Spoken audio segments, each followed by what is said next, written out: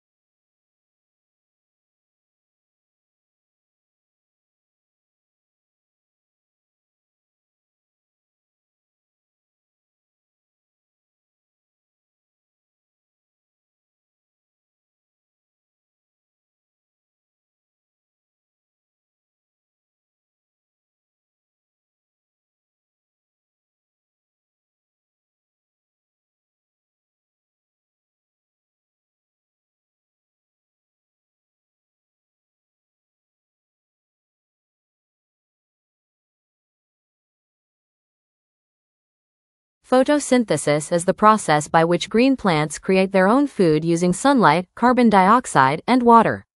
This chemical reaction takes place in the chloroplasts of plant cells, where chlorophyll captures sunlight.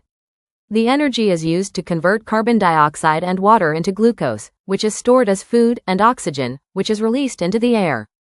This process is vital not only for plants but for all living organisms, as it provides oxygen and forms the base of the food chain. Without photosynthesis, life on Earth could not be sustained.